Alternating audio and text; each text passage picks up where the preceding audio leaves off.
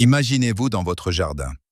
Le sol est épuisé, la récolte s'affaiblit, et vous savez que sans engrais, bientôt plus rien ne fonctionnera.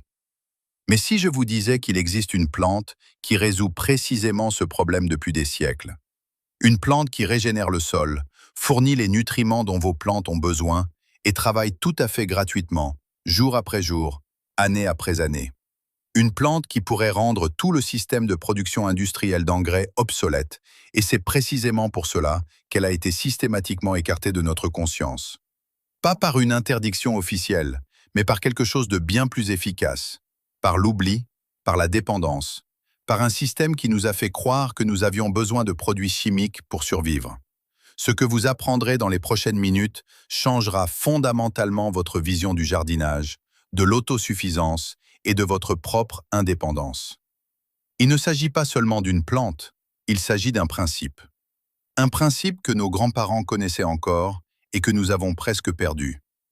Un principe qui fut le fondement de toute agriculture réussie pendant des millénaires, avant que l'industrie chimique ne nous convainque de suivre sa voie.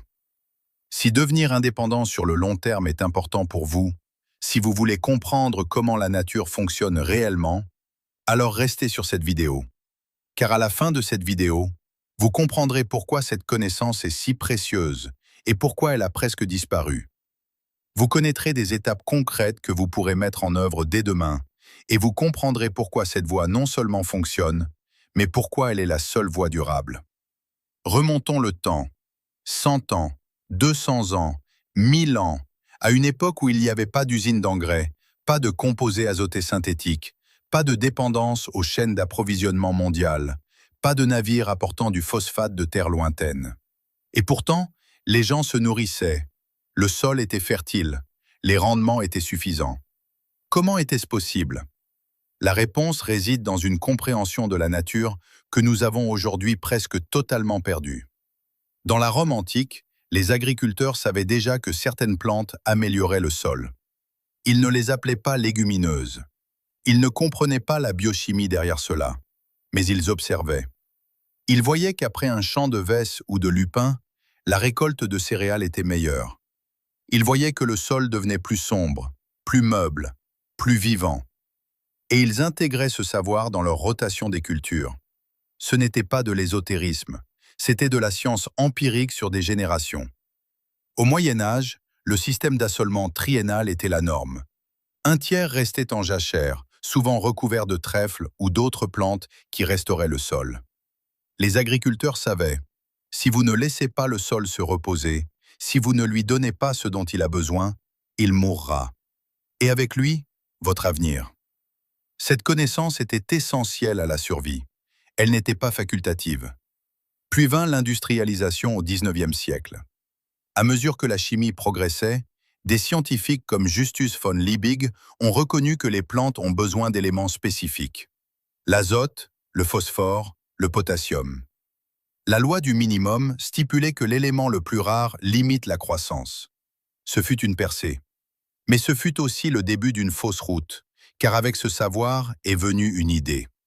Si nous pouvons fabriquer ces nutriments artificiellement, nous pouvons surpasser la nature. Nous pouvons récolter plus, cultiver plus vite, briser les limites.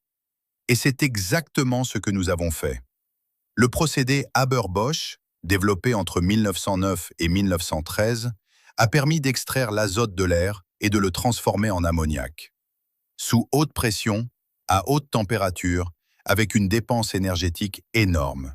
Ce fut une révolution. Cela a nourri la population mondiale. Les experts estiment que la moitié de l'humanité aujourd'hui n'existe que parce que ce procédé a pu produire des engrais en quantité massive. Mais cela a aussi fait autre chose. Cela nous a rendus dépendants. Dépendants des combustibles fossiles, du gaz naturel, de l'énergie, de l'industrie, d'un système que nous ne pouvons pas contrôler. Et cela nous a fait oublier que la nature elle-même est un producteur d'engrais. Le plus efficace qui soit, le plus durable, le plus résilient. La plante dont nous parlons aujourd'hui n'est pas appelée la reine du sol pour rien. Elle appartient à un groupe de plantes capables de faire quelque chose qui semble presque magique. Elle puise l'azote de l'air, pas du sol, de l'air. L'azote constitue 78% de notre atmosphère. Il est partout autour de nous. Dans chaque inspiration, au-dessus de chaque mètre carré de sol, des milliers de tonnes d'azote flottent. Mais les plantes ne peuvent normalement pas l'utiliser. La liaison entre deux atomes d'azote dans l'air est l'une des liaisons chimiques les plus fortes qui existent. La briser nécessite une énergie énorme. C'est exactement ce que fait le procédé Haber-Bosch avec de la chaleur et de la pression. Et c'est exactement ce que ces petites bactéries dans les nodosités racinaires des légumineuses font naturellement. À des températures normales, avec l'énergie du soleil, que la plante fournit par la photosynthèse. Imaginez, dans les racines de cette plante vivent des micro-organismes appelés rhizobiums, minuscules, invisibles, mais incroyablement puissants. Ils pénètrent les poils racinaires, non pas comme des parasites, mais comme des partenaires. La plante forme de petites nodosités autour d'eux, des épaississements dans lesquels les bactéries vivent et travaillent. La plante donne aux bactéries du sucre, de l'énergie issue de la photosynthèse, tout ce dont elles ont besoin pour vivre. En retour, les bactéries prélèvent l'azote de l'air présent dans les pores du sol et le convertissent. Elles brisent la liaison forte, fixent l'azote et le transforment en composés ammoniacaux que la plante peut utiliser. C'est un échange, un système parfait, une symbiose qui a évolué sur des millions d'années. Et chose étonnante, cette plante ne produit pas seulement de l'azote pour elle-même, elle en produit un surplus. Des études ont montré qu'un plant de luzerne bien établi ou un peuplement de trèfle violet fixe plus d'azote que la plante n'en consomme elle-même. Lorsque ses racines meurent, et elles le font constamment en petites parties, lorsque ses feuilles tombent au sol, lorsque vous coupez la plante, alors toutes ces parties libèrent cet azote lié pour toutes les autres plantes autour d'elles, pour le sol, pour l'ensemble du système. C'est le premier principe fondamental, le cycle naturel de l'azote. La nature a créé un système qui s'auto-entretient, qui se nourrit lui-même, qui n'a besoin d'aucun apport extérieur, aucune usine nécessaire, aucune énergie sauf le soleil, aucun gaz naturel, aucune chaîne d'approvisionnement, seulement la coopération entre la plante, les bactéries et le sol. Un système qui fonctionne depuis des centaines de millions d'années. De quelle plante s'agit-il spécifiquement? Il n'y en a pas qu'une seule. C'est toute une famille, les légumineuses, la famille des fabacées. Dans le monde, il en existe plus de 20 000 espèces. Celle-ci inclut le trèfle dans ses nombreuses variétés, la luzerne, les vesses, les lupins, les pois, les haricots, les lentilles, les pois chiches, les gesses, le sainfoin et le lotier corniculé.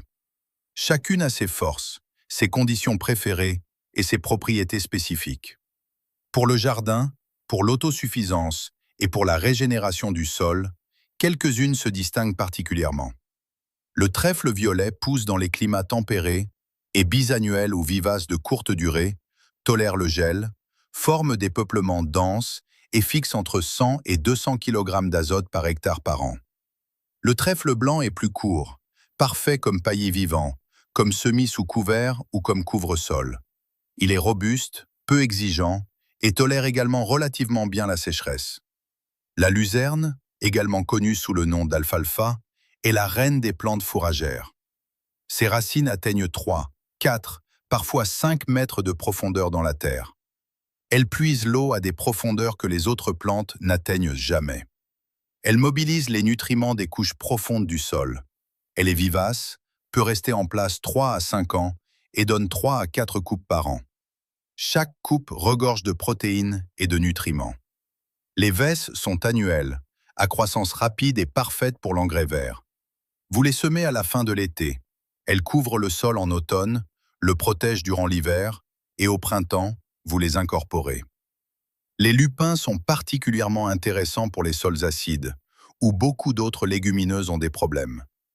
Ils ont également des racines pivotantes profondes, mobilisent le phosphore et améliorent considérablement la structure du sol. Pourquoi l'industrie a-t-elle banni ces plantes?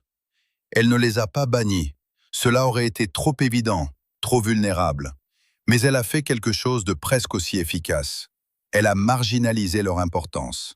Elle a créé un récit de progrès, d'efficacité, de modernité. Elle nous a dit que seul l'engrais synthétique est efficace, que seules les grandes monocultures sont rentables, que les vieilles méthodes comme l'engrais vert et la rotation des cultures sont dépassées, obsolètes et ne sont plus d'actualité. Elle a enseigné dans les écoles d'agriculture que la fertilisation intensive est la voie à suivre. Elle a envoyé des consultants expliquer aux agriculteurs combien ils pourraient récolter davantage s'ils utilisaient seulement plus d'engrais artificiels, plus de pesticides et plus d'intrants extérieurs. Et pendant des décennies, nous y avons cru. Non par stupidité, mais parce que cela fonctionnait à court terme. Les rendements ont augmenté, le travail est devenu plus facile. Et on n'avait plus autant besoin de planifier ou de réfléchir aux rotations de culture. On pouvait cultiver la même chose année après année, tant que l'on utilisait assez d'engrais et de pesticides.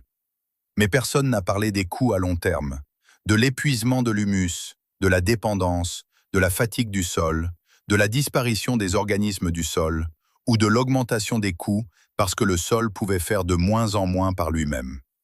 Le deuxième principe fondamental, la régénération du sol par la biomasse et la constitution de l'humus.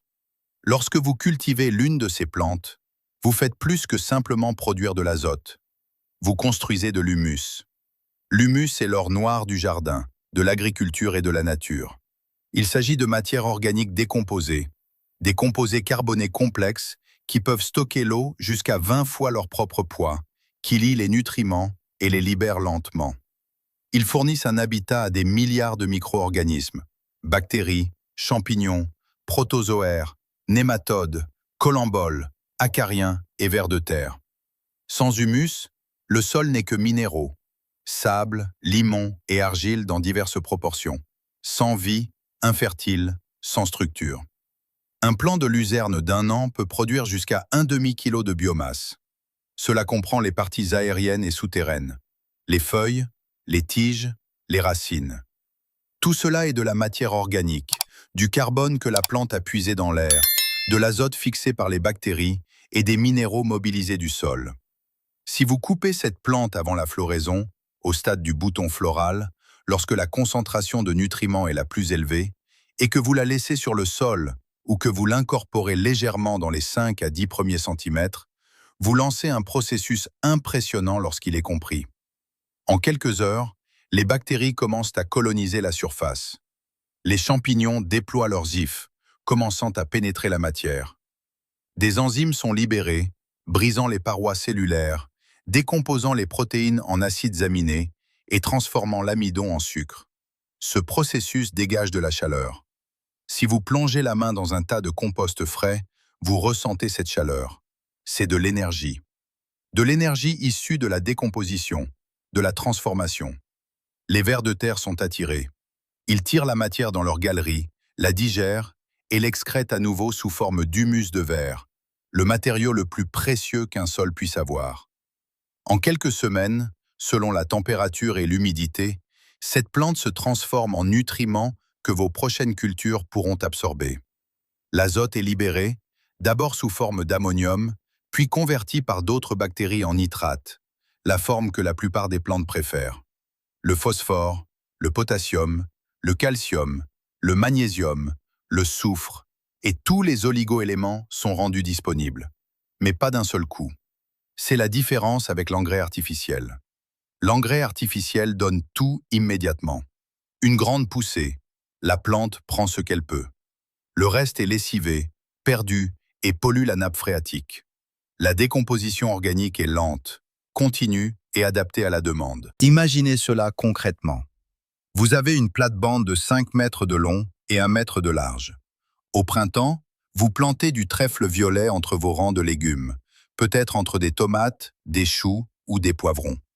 Le trèfle violet germe rapidement, pousse bas, ombrage le sol, maintient l'humidité et étouffe les mauvaises herbes. Pendant que vos tomates poussent et forment des fruits, le trèfle travaille en arrière-plan. Ses racines s'enfoncent profondément, forment des nodosités et fixent l'azote. En automne, quand vous récoltez les tomates et enlevez les plants, le trèfle est toujours là. Vous pouvez le tondre, l'incorporer légèrement ou le laisser en place durant l'hiver. Au printemps, quand la température du sol est adéquate, vous l'incorporez. Vous attendez 4 semaines, laissez le sol se reposer, laissez la décomposition opérer, puis vous installez votre culture suivante. Des citrouilles peut-être, des courgettes, ou à nouveau des tomates si vous les déplacez ailleurs, et elles poussent dans un sol qui s'est régénéré tout seul, sans que vous ayez eu à acheter un sac d'engrais, sans être dépendant des fluctuations de prix, de la disponibilité ou des chaînes d'approvisionnement. Vous avez travaillé avec la nature, pas contre elle. C'est cela l'indépendance. C'est le sentiment que nos grands-parents connaissaient. Le sentiment que le sol travaille pour vous, et non que vous devez constamment lutter contre lui. Mais cela va plus loin. Le troisième principe crucial, l'enracinement profond et la mobilisation des nutriments. La plupart des légumes que nous cultivons ont des systèmes racinaires superficiels. La laitue s'enracine à 15 ou 20 cm de profondeur. Les tomates vont un peu plus loin, peut-être 30 à 60 cm si le sol le permet. Le chou est similaire.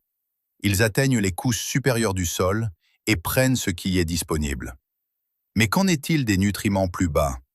Qu'en est-il du phosphore, du potassium et du calcium stockés dans les couches profondes, liés aux minéraux et inaccessibles pour nos cultures? Ils sont là. Le sol n'est pas pauvre, il est seulement verrouillé. C'est là que des plantes comme la luzerne entrent en jeu. Leurs racines pivotantes sont impressionnantes. Elles pénètrent le sol comme des forêts, comme des outils de creusement naturel. Dans les sols meubles, elles peuvent descendre jusqu'à 4 ou 5 mètres. Dans les sols plus lourds, encore 2 à 3 mètres. Sur leur chemin à travers les couches du sol, elles sécrètent des acides organiques qui dissolvent les minéraux, libèrent le phosphore des composés insolubles et rendent le potassium disponible. Elles font remonter ces nutriments, les stockent dans les feuilles et les tiges, les concentrent, et quand vous coupez ces feuilles ou quand ces racines meurent et se décomposent, ces nutriments sont à nouveau libérés. Mais maintenant, ils se trouvent dans les couches supérieures du sol où vos légumes peuvent les utiliser. C'est un ascenseur naturel pour nutriments, un tapis roulant des profondeurs vers la surface. Et chemin faisant, ces racines améliorent la structure du sol. Elles brisent la compaction, créent des canaux pour que l'eau s'infiltre, pour que l'air pénètre et pour que d'autres racines poussent plus tard. Très peu de gens s'en rendent compte, mais c'est fondamental. Un plant de luzerne sain, un peuplement établi, peut fixer plus de 200 kg d'azote par hectare par an. Cela équivaut à plusieurs sacs d'engrais artificiels, selon la concentration, 4 à 6 sacs, gratuitement. Et ce faisant, il construit simultanément la structure du sol, prévient l'érosion grâce à sa masse racinaire dense et fournit un habitat aux insectes, aux abeilles visitant ses fleurs, aux papillons et aux organismes auxiliaires de toutes sortes. C'est un système qui résout plusieurs problèmes à la fois. Pas seulement un problème, plusieurs. C'est la différence entre la pensée industrielle et la pensée naturelle. L'industrie résout un problème avec un produit. La nature résout de nombreux problèmes avec un système. Restez à l'écoute, car nous arrivons maintenant à quelque chose que beaucoup sous-estiment, mais qui, en pratique, peut décider du succès ou de l'échec. Le quatrième principe, la suppression des maladies et la santé du sol. Un sol qui reçoit constamment les mêmes cultures tombe malade. Ce n'est pas une métaphore, c'est la réalité. Des champignons spécialisés dans les tomates s'accumulent. Fusarium, Verticillium, Phytophthora. Des nématodes, de minuscules vers ronds qui attaquent les racines, se multiplient en masse. Les agents pathogènes bactériens persistent. Ils attendent dans le sol, année après année, et quand vous replantez des tomates l'année suivante, ils sont là. Ils frappent. Les plantes flétrissent malgré l'eau, les feuilles jaunissent et le rendement s'effondre. La solution industrielle, ignorer la rotation des cultures et stériliser le sol à la place. Utiliser des fongicides et des variétés résistantes. Cela fonctionne un temps, mais c'est une course aux armements. Les pathogènes s'adaptent, les coûts augmentent, la dépendance s'accroît et le sol s'appauvrit biologiquement parce que les agents ne distinguent pas les bons des mauvais. Les légumineuses brisent ce cycle, non seulement parce qu'elles appartiennent à une famille de plantes différentes, avec laquelle la plupart des pathogènes n'ont aucun lien, mais parce qu'elles modifient fondamentalement la communauté microbienne du sol. Elles favorisent certains groupes de bactéries appelés PGPR, Plant Growth Promoting Rhizobacteria. des bactéries qui stimulent la croissance des plantes. Celles-ci produisent des antibiotiques naturels qui suppriment les champignons nuisibles. Elles entrent en compétition pour les ressources, l'espace et les nutriments, déplaçant ainsi les pathogènes. Les légumineuses produisent des exsudats racinaires. Ce sont des composés chimiques sécrétés par l'extrémité des racines, sucres, acides aminés et acides organiques.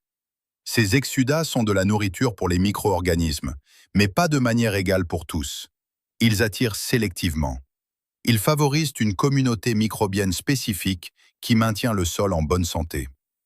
Des études ont montré qu'un sol ayant accueilli du trèfle ou de la luzerne pendant 1 an est plus résilient contre de nombreuses maladies. La diversité des micro-organismes est plus élevée, la structure du sol est meilleure et la capacité de rétention d'eau est améliorée. Et là réside le cœur, la différence fondamentale de mentalité. L'agriculture industrielle nous a appris à résoudre les problèmes avec des produits. Identifier le problème, acheter le produit, traiter le problème. Maladie, fongicides. Ravageurs, insecticides. Carence en nutriments, engrais. Mauvaises herbes, herbicides. Chaque problème a sa solution. Chaque solution est un produit.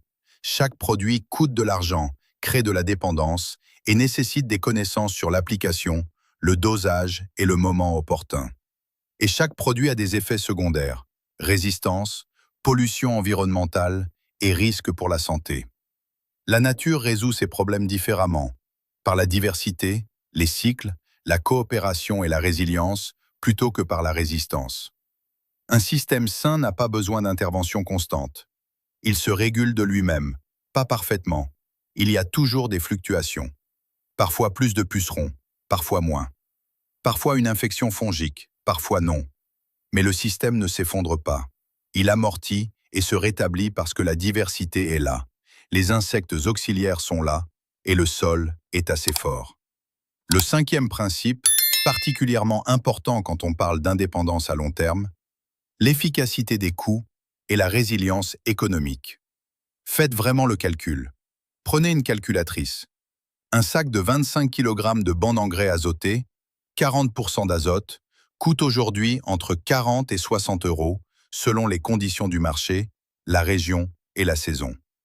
Les prix fluctuent. Ils dépendent du prix du gaz parce que le gaz naturel est la principale matière première.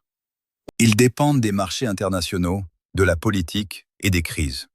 Pour un petit jardin familial de 100 mètres carrés, vous pourriez avoir besoin d'un demi-sac à un sac complet par an si vous cultivez de manière intensive. Pour un plus grand jardin de 500 mètres carrés, c'est proportionnellement plus. Ajoutez à cela le phosphore, le potassium, peut-être de la chaux, peut-être des oligo-éléments. Sur 1 an, cela totalise 100 ou 150 €. Peut-être que cela ne semble pas beaucoup, mais sur 10 ans, cela fait 1 500 €. Sur 20 ans, 3 000 €. Et nous n'avons même pas parlé des augmentations de prix, de l'inflation ou des possibles pénuries d'approvisionnement. Et vous êtes dépendant de l'usine qui produit, du commerce qui livre, du fait que vous ayez l'argent et du bon fonctionnement des chaînes d'approvisionnement. Nous avons vu ces dernières années combien ces chaînes sont fragiles. Pandémie, guerre, crise énergétique. Soudain, les prix des engrais ont explosé. Soudain, la disponibilité n'était plus une évidence. Les semences de trèfle violet coûtent 10 à 20 € le kilogramme. Pour 100 mètres carrés, vous avez besoin de 200 à 400 grammes, selon la densité de semis. C'est 2 à 8 € une fois pour 1 an ou 2, car le trèfle violet est bisannuel. La luzerne est plus chère, peut-être 15 à 30 € le kilo, mais là aussi, vous n'avez besoin que de quelques centaines de grammes pour 100 mètres carrés. La luzerne dure 3 à 5 ans. Vous semez une fois, elle pousse, vous la coupez plusieurs fois par an, elle se régénère, les racines restent, continuant à fixer l'azote et à mobiliser les nutriments. Et voici le point crucial. Vous pouvez récolter les graines. Laissez une partie du trèfle fleurir. Laissez les graines mûrir. Récoltez-les, séchez-les et conservez-les dans un endroit frais et sec. L'année prochaine, vous aurez vos propres semences gratuitement. Vous construisez un système qui s'auto-entretient et se reproduit. C'est cela la vraie résilience. C'est le genre de sécurité qu'aucune somme d'argent sur un compte ne peut donner, car elle ne dépend pas de facteurs externes. Elle est entre vos mains. Et voyez une étape plus loin. Si vous avez des animaux, poules, lapins, chèvres, alors la luzerne ou le trèfle n'est pas seulement un engrais vert, c'est du fourrage. Un fourrage de haute qualité, riche en protéines et en minéraux. Vous le coupez, le séchez et vous avez du foin pour l'hiver. Vous le donnez frais en été. Les animaux vous donnent des œufs, de la viande et du lait. Leur fumier retourne au sol. Un autre cycle. Tout est lié, rien n'est gaspillé. Mais il y a un sixième aspect crucial, que pourtant très peu comprennent, car il est invisible et se passe sous terre. Les organismes du sol et les mycorhizes. Sous terre, dans l'obscurité, invisible à nos yeux, existe un réseau d'une complexité incroyable. Des filaments fongiques appelés hyphes, des champignons mycorhiziens, se connectent aux racines des plantes, non comme des parasites, mais comme des partenaires. Les filaments fongiques sont minuscules, bien plus fins que les poils racinaires, et peuvent donc pénétrer dans les pores du sol que les racines n'atteindraient jamais. Ils tissent à travers le sol comme une toile d'araignée tridimensionnelle, augmentant la surface effective de la racine d'un facteur 100 ou 1000. Ces champignons fournissent à la plante l'eau qu'ils puisent dans de minuscules pores, du phosphore qu'ils mobilisent à partir de composés insolubles, des oligoéléments, de l'azote et tout ce dont la plante a besoin. En retour, ils reçoivent du sucre de la plante, glucose, fructose, issus directement de la photosynthèse. Encore un échange, encore une symbiose. Et cette symbiose est fondamentale. Les experts estiment que plus de 90% de toutes les plantes terrestres vivent avec des mycorhizes. Sans elles, de nombreux écosystèmes ne pourraient pas fonctionner. Les légumineuses favorisent particulièrement ces champignons. Elles sécrètent des exsudats qui stimulent la germination des spores mycorhiziennes. Elles investissent plus de sucre dans ce partenariat que beaucoup d'autres plantes. Elles créent un environnement dans lequel les mycorhizes peuvent prospérer, s'étendre et former un réseau dense. Et quand vous planterez plus tard d'autres cultures, vos tomates, citrouilles ou laitues, elles bénéficieront de ce réseau. Elles n'ont pas à le construire d'abord, il est déjà là. Elles s'y connectent, devenant partie intégrante de cet Internet souterrain. La recherche moderne, qui n'a vraiment pris son essor que ces dernières décennies, a montré que ce réseau ne transporte pas seulement des nutriments, il transporte des informations. Lorsqu'une plante est attaquée par des ravageurs, elle envoie des signaux chimiques à travers le réseau mycorhizien. Les plantes voisines reçoivent ces signaux et activent préventivement leur mécanisme de défense. C'est un système d'alerte, un réseau de communication. Les scientifiques l'appellent le Wood Wide Web, en référence à Internet. Les plantes connectées aux mycorhizes poussent plus vigoureusement, ont des feuilles plus sombres et sont plus résilientes face à la sécheresse car les champignons puisent l'eau de plus loin. Elles sont plus résistantes aux maladies parce que les champignons produisent également des substances antibactériennes et antifongiques. Elles ont besoin de moins d'engrais car l'absorption des nutriments est plus efficace. L'engrais artificiel, en revanche, affaiblit ce réseau, et c'est le point que beaucoup ne comprennent pas, mais qui est dévastateur à long terme.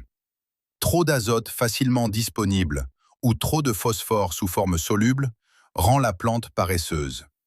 Elle reçoit tout ce dont elle a besoin directement à ses racines. Pourquoi devrait-elle alors investir du sucre dans les champignons? Pourquoi dépenser de l'énergie pour un partenariat dont elle n'a apparemment pas besoin? Elle réduit donc l'investissement.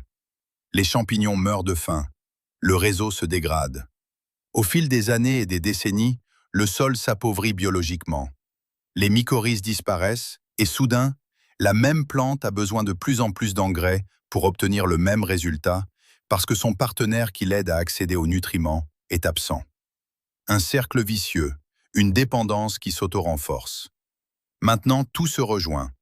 Lorsque vous intégrez des légumineuses dans votre système de jardinage, vous ne créez pas seulement une source d'azote, vous créez un cycle naturel, auto-entretenu, qui vous rend plus indépendant d'année en année, qui renforce votre sol, le rend plus vivant, plus fertile, et réduit vos coûts, pas seulement aujourd'hui, mais pour les années à venir, en laissant vos plantes pousser plus sainement, car tout le système est plus sain. Comment mettre cela en pratique? Très spécifiquement, étape par étape. Passons en revue ce que vous pouvez faire. Demain, la semaine prochaine, cette année. Première possibilité, le semis sous couvert. Vous avez un potager. Au printemps, vous plantez des tomates avec un espacement de 50 cm. Entre les rangs, vous avez de l'espace. Là, vous semez du trèfle blanc. Finement, environ 10 grammes par mètre carré. Le trèfle germe en une semaine s'il y a assez d'humidité. Il pousse bas, formant un tapis dense d'environ 10 à 15 cm de haut. Il ombrage le sol, maintient l'humidité et étouffe les mauvaises herbes. En même temps, il fixe l'azote, ce qui profite aux tomates. Vous devez moins arroser car l'évaporation est réduite.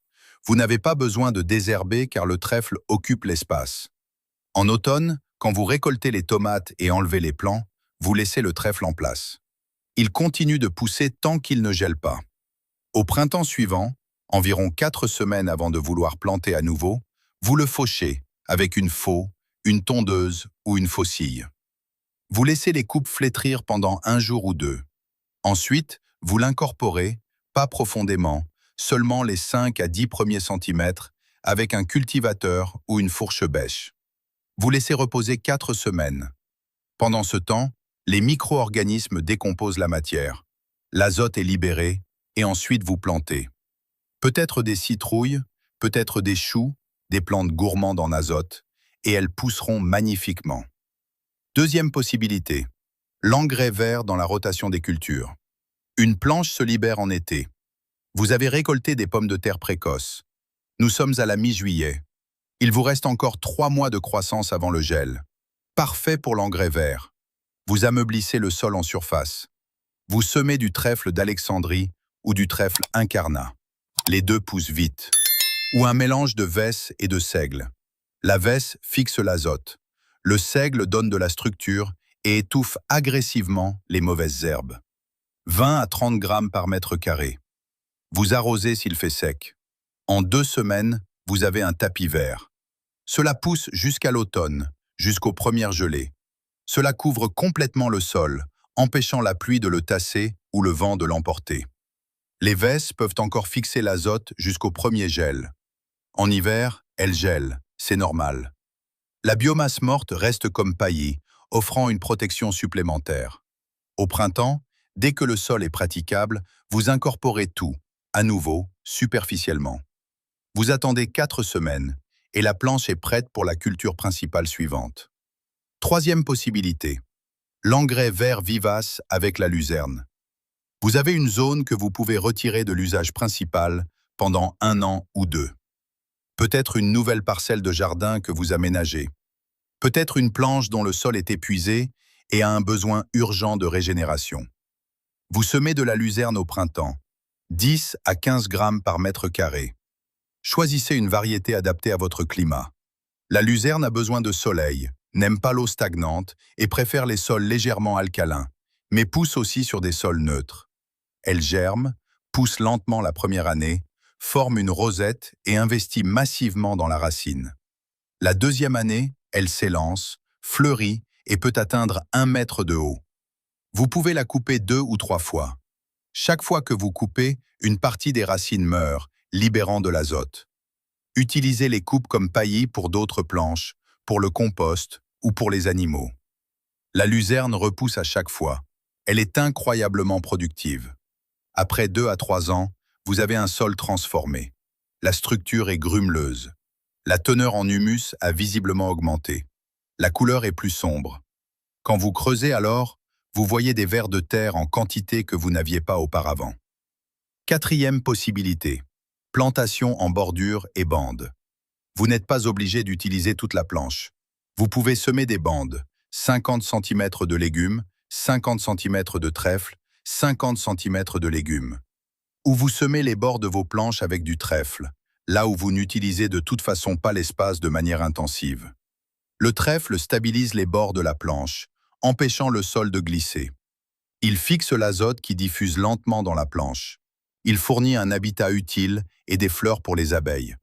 C'est un petit début, mais un début. C'est crucial à comprendre. Vous n'avez pas à tout changer d'un coup. Vous n'avez pas à jeter tout votre système par-dessus bord. Cela serait accablant et provoquerait des erreurs. Vous commencez petit. Une planche, une méthode.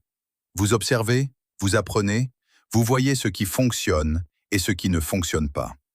Peut-être que votre sol est trop acide pour la luzerne. Utilisez alors des lupins. Peut-être qu'il est trop lourd pour le trèfle. Améliorez d'abord le drainage, mélangez du sable ou créez des planches surélevées. Vous expérimentez et vous vous adaptez. Et chaque année, votre compréhension grandit. Vous développez un ressenti de ce dont votre sol a besoin, du moment opportun et du temps d'attente nécessaire. Vous devenez un observateur, un partenaire de la nature, pas un contrôleur. Et voici quelque chose d'important. Il n'y a pas de voie parfaite. Chaque jardin est différent, chaque sol est différent et chaque climat est différent.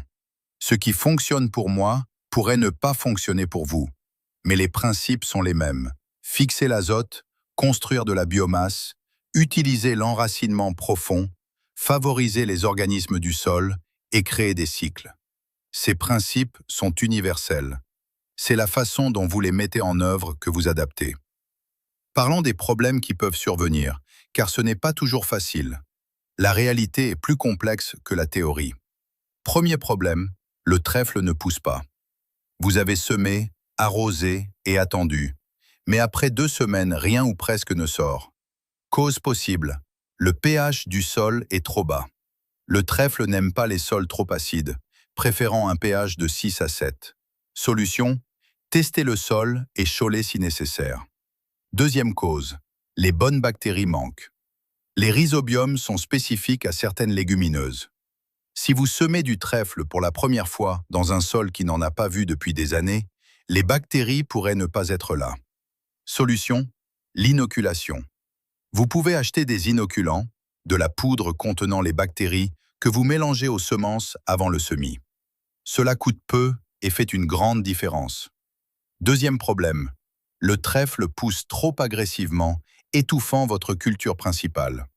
Cela peut arriver, surtout avec le trèfle blanc dans des conditions idéales. Solution, semer plus tard. Pas simultanément à la culture principale, mais 2 à 3 semaines après, une fois que celle-ci est bien établie. Ou semer la culture principale plus densément pour qu'elle concurrence le trèfle. Ou choisissez une espèce moins agressive. Le trèfle hybride est plus modéré que le trèfle blanc. Troisième problème. Après incorporation, la matière pourrit, sent mauvais et le sol devient visqueux. Cela arrive si vous incorporez trop de matière d'un coup, si vous l'enterrez trop profondément ou si le sol est trop humide. La matière verte a besoin d'oxygène pour se décomposer. Si vous l'enterrez profondément dans un sol détrempé, une putréfaction anaérobie se produit. Solution. N'incorporez que superficiellement. Laissez flétrir d'abord un jour ou 2.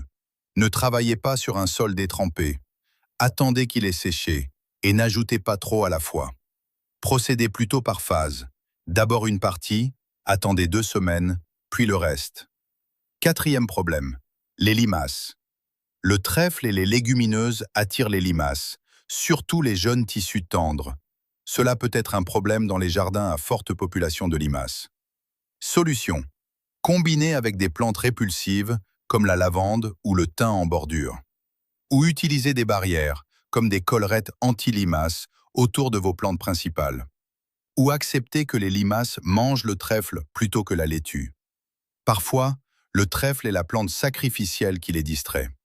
Cinquième problème, vous avez peu d'espace. Chaque mètre carré compte pour le rendement. Alors l'engrais vert semble être un luxe. Mais réfléchissez autrement. L'engrais vert est un investissement. Vous sacrifiez une année de récolte pour 5 années de meilleur rendement ensuite.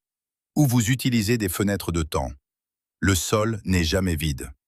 Entre 2 cultures, semez un engrais vert. Même s'il ne pousse que 6 semaines, c'est mieux qu'un sol nu. Ou utilisez le semis sous couvert. Comme décrit, l'espace est utilisé 2 fois. Il y a une raison pour laquelle nos grands-parents, pourquoi les agriculteurs pendant des siècles, connaissaient et vivaient ces principes.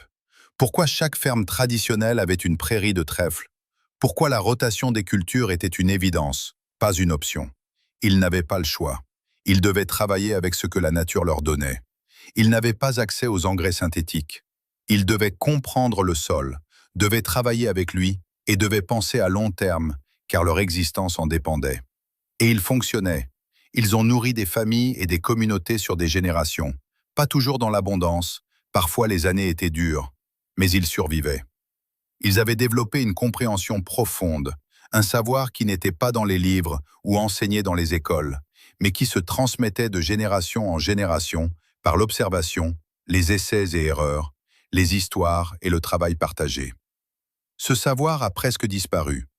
Avec l'industrialisation, l'urbanisation et la spécialisation, nous l'avons perdu.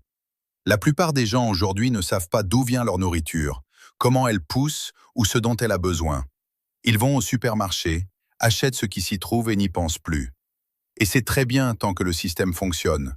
Mais qu'en est-il s'il ne fonctionne plus? Si les chaînes d'approvisionnement sont interrompues? Si les prix deviennent inabordables? Si des crises politiques, des changements climatiques ou des pénuries d'énergie font vaciller ce système fragile? L'industrie ne nous a pas menti. Elle a proposé quelque chose qui semblait plus facile, plus pratique et plus moderne. Et pendant un temps, pendant plusieurs décennies, cela a fonctionné. Les rendements ont augmenté et les prix alimentaires ont relativement baissé. Plus de gens ont pu être nourris. Ce sont de réels succès. Mais maintenant, nous en voyons les coûts. Des sols épuisés qui ne produisent plus rien sans apport constant d'engrais. Une dépendance vis-à-vis d'un système mondial vulnérable au choc. Des prix croissants pour les intrants. Des résistances aux pesticides. Une perte de biodiversité et une incertitude croissante. Le sentiment que ce système ne peut pas durer éternellement. La bonne nouvelle, ce savoir n'est pas définitivement perdu. Il est toujours là, dans les vieux livres et les bibliothèques que presque personne ne visite. Dans l'expérience de certains jardiniers et de personnes plus âgées qui ont encore appris à travailler sans produits chimiques. Dans la recherche qui revient vers les systèmes naturels, reconnaissant que nous ne pouvons pas remplacer la nature, mais que nous devons travailler avec elle. Et dans le mouvement croissant de personnes qui veulent consciemment prendre un autre chemin. Et maintenant, à cet instant, c'est à vous de jouer. Vous avez vu cette vidéo, vous avez reçu ce savoir, vous comprenez maintenant les principes. Vous avez un choix. Vous pouvez continuer comme avant, acheter de l'engrais année après année, dépendant des prix, de la disponibilité et d'un système hors de votre contrôle. C'est la voie facile à court terme. Ou vous pouvez prendre un autre chemin, le chemin qui signifie plus de travail au début, plus d'apprentissage et plus d'attention, mais qui vous rend plus indépendant à long terme, résilient et autodéterminé. Imaginez ce que l'on ressent en se tenant dans son jardin dans 5 ans. Vous marchez entre les rangs. Le sol est sombre, presque noir et grumeleux. Quand vous en prenez une poignée, vous sentez sa structure. Vous sentez cette odeur terreuse et vivante que seul un sol sain possède. Vous voyez des vers de terre, beaucoup, partout. Vos plantes sont vigoureuses. Les feuilles sont d'un vert profond et saines. Pas de taches jaunes, pas de symptômes de carence. Elles poussent avec force sans que vous ayez à intervenir constamment, sans que vous ayez à fertiliser et sans que vous ayez à vous inquiéter. Au cours des 5 dernières années, vous n'avez pas dépensé d'argent en engrais, pas un centime. Au lieu de cela, vous avez semé du trèfle, des vesses et de la luzerne. Vous les avez laissés pousser, vous les avez coupés et vous les avez incorporés. Vous avez travaillé avec la nature, utilisé ses principes, et le sol a répondu. Il est devenu plus vivant d'année en année, plus fertile et plus sain. Vous n'êtes pas dépendant des chaînes d'approvisionnement, des fluctuations de prix ou d'un système que vous ne pouvez pas contrôler. Vous avez créé un système qui s'auto-entretient, se maintient et travaille pour vous. C'est cela la liberté. C'est cela la vraie indépendance. Pas théorique, mais pratique, sensible et réelle. Mais cela n'arrive pas tout seul. Cela n'arrive pas par de simples souhaits ou de l'espoir. Cela arrive parce que vous prenez une décision, aujourd'hui, maintenant, en cet instant. La décision de ne pas seulement consommer, mais de comprendre. Pas seulement d'acheter, mais de créer. Pas seulement d'espérer, mais d'agir. Pas seulement d'accumuler du savoir, mais d'appliquer le savoir. La plante dont il est question dans cette vidéo, trèfle, luzerne, vesse, lupin, n'est pas une solution magique. Ce n'est pas un remède miracle qui résout tous les problèmes d'un claquement de doigts. Mais c'est un outil puissant, éprouvé, qui est à votre disposition. Un outil qui a des millions d'années d'évolution derrière lui. Un outil qui fonctionne de manière démontrable partout dans le monde, dans toutes les zones climatiques, depuis que les humains pratiquent l'agriculture. Et si vous l'utilisez correctement, si vous comprenez comment il fonctionne, si vous saisissez les principes sous-jacents, si vous les appliquez, les adaptez et les affinez, alors il peut changer votre jardinage, votre autosuffisance et toute votre approche de la terre, du sol et de la nourriture. Pas du jour au lendemain, mais au fil des mois et des années, étape par étape, planche par planche, saison par saison. La question n'est pas de savoir si l'industrie a banni cette plante. La question est de savoir pourquoi nous avons oublié ce qui est possible. Pourquoi nous avons cessé d'écouter la nature. Pourquoi nous avons cessé de respecter le sol comme un système vivant et non comme un substrat mort dans lequel nous pompons des produits chimiques. Et pourquoi nous devons maintenant, à une époque où l'indépendance est plus importante que jamais, à une époque d'incertitude croissante, retrouver le chemin de ce qui fonctionne, de ce qui est durable et de ce qui ne nous rend pas dépendants, mais libres. La réponse est entre vos mains, littéralement dans votre sol, dans les graines que vous semez, dans les décisions que vous prenez, dans le temps que vous investissez et dans l'attention que vous portez au sol. Vous n'avez pas besoin de tout savoir. Personne ne sait tout, ni moi, ni les experts. Le sol est infiniment complexe et infiniment variable. Chaque jardin est un univers en soi. Vous n'avez pas besoin d'être parfait. La perfection n'existe pas dans la nature. La nature est diversité, adaptation, essai et erreur, et évolution. Il suffit de commencer. Une planche, une plante, un principe. Peut-être que la semaine prochaine, vous sèmerez du trèfle violet entre vos tomates. Peut-être qu'à la fin de l'été, vous sèmerez de la vesse sur une planche vacante. Peut-être commanderez-vous des graines de luzerne pour le printemps prochain. Peut-être lirez-vous davantage sur la rotation des cultures, l'engrais vert et la biologie du sol.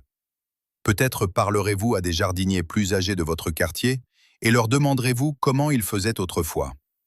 Et à partir de là, cela grandit. Votre savoir grandit, votre confiance grandit et votre sol grandit, tout comme le trèfle que vous avez semé, lentement, continuellement et inexorablement. Et à un moment donné, vous regarderez en arrière et réaliserez tout le chemin parcouru, tout ce qui a changé. Pas de manière dramatique, pas soudainement, mais fondamentalement. Si cette vidéo vous a apporté quelque chose, si elle vous a fait réfléchir, ou si elle vous a montré qu'il existe une autre voie, une meilleure voie, une voie plus durable, alors aidez à diffuser ce savoir. Partagez cette vidéo avec des personnes prêtes à prendre la responsabilité de leur avenir, qui ne veulent pas seulement consommer, mais créer, et qui ne veulent pas seulement être dépendantes, mais libres. Et écrivez dans les commentaires, quelles expériences avez-vous eues avec l'engrais vert? Avez-vous déjà travaillé avec le trèfle, la luzerne ou la vesse? Qu'est-ce qui a fonctionné? Qu'est-ce qui n'a pas fonctionné? Quelles questions avez-vous? Qu'aimeriez-vous essayer? Formons une communauté. Partageons nos connaissances. Apprenons les uns des autres, car personne n'a toutes les réponses. Mais ensemble, nous avons plus d'expérience, plus de perspectives et plus de solutions. Car ce qui se passe ici est plus qu'une simple vidéo. C'est plus qu'une simple information. C'est le début de quelque chose de plus grand.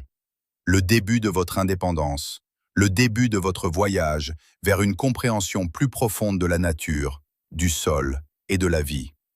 Le début d'un système qui vous porte, vous nourrit et vous donne de la sécurité dans des temps incertains. Et cela commence maintenant, pas demain, pas l'année prochaine.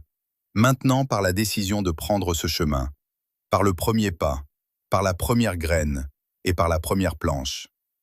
La nature n'attend pas, mais elle est patiente. Elle est prête. Elle a toujours été prête. Vous n'avez qu'à commencer, puis vous la laissez travailler. Pour vous, avec vous. Un jour après l'autre, une saison après l'autre. Jusqu'au jour où vous vous tiendrez là, dans votre jardin, et réaliserez « J'ai réussi. Je suis indépendant. J'ai un système qui fonctionne et personne ne peut me l'enlever. Si cette histoire a changé votre regard sur les prétendues mauvaises herbes de votre jardin, alors abonnez-vous à cette chaîne et laissez un j'aime. Nous déterrons l'histoire qu'ils ont essayé d'enterrer. Semez l'avenir. Le prochain trésor sera bientôt révélé.